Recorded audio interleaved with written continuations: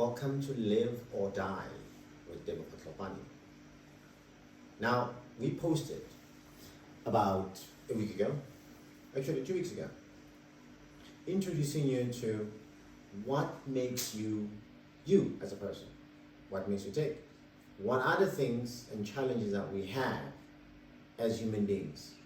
Now, we've identified the fact that we are sick. We are just sick. The society is sick. And I'm talking physically unwell. You know a person that has issues. We've got people that have arthritis at a very young age. We've got all sorts of situations that are taking place. All sorts of disease that is spiking out of control. And all of these things are things that affect us. And we've ascertained that it's because of the food that we eat. So basically, you are what you eat. So if you look at all these things, it makes sense to start questioning yourself. To say, but how is it that we're finding ourselves in this situation that we are in? How is it that we find that all the time we are not getting well? You go to your doctor, they give you medicine, you feel better for a few days, and flares up again. We're just not getting better and better going forward. And what is the single most thing that we do all our lives, all the time? We eat. So what are we eating? What is it that we are ingesting that is so bad, that is actually causing us so much problems? I can tell you, and you probably know it, just don't want to admit it. Sugar. We love our sugar. And it's everywhere. Everywhere. If you are the person who buys ready-made products, sugar is everywhere. Now, there's been a scam that has been perpetuated by Big Food. And I call it Big Food because these are people that are making the food that you and I are eating. So, when they take out fat from the food, guess what gets replaced? Sugar. Because fat makes food taste good, especially good fats. I'm not talking about trans fats. I'm talking about good fats. Fats that actually make your cells what they are. Now, if you look at the food that you eat, and you look at the sugar content in this food, and what then sugar does in your body in the long run, you will stay away from sugar. Your body, it balances it out. When you start changing from drinking tea without sugar for the first few days, a week or so, it's gonna feel weird. But you get used to it. I mean, I drink my coffee every morning without sugar. And I've been doing this now for a very long time. I can't even remember the last time I actually had sugar. Even if I have the tiniest amount in my cup of coffee, it feels like I'm having a whole 10 spoons of sugar in there. So your body gets used to the fact that you don't need sugar. So refined sugars, the dangers of it is the diseases and inflammation that it causes in your body. And if you have a continuous intake of that, it starts messing up with your function of your body. Your pancreas starts having a serious overload. Hence, you start seeing high cases of sugar diabetes coming out. It's because your system is not functioning to its optimum level that it should. It's just being pressurized all the time by continuous intake.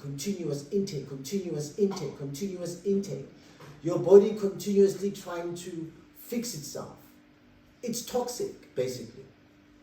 Now, how your cell work? Your cell, if you reduce disease to, say, a cell, because you are cells, your body cells, you are made out of cells, your blood's got cells, your organs are made out of cells. In actual fact, you produce millions and millions of cells per day, and millions and millions of those cells, they die off.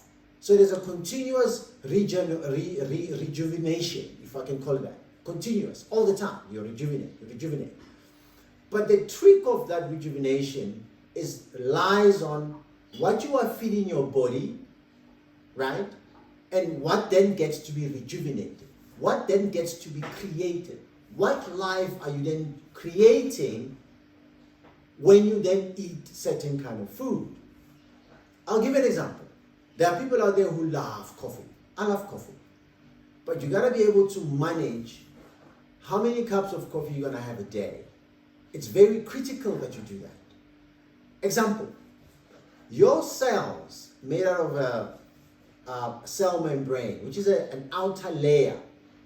This outer layer is very critical because the outer layer, when it has the right kind of amino acids and fats, the outer layer formation of your cells becomes tip-top, right?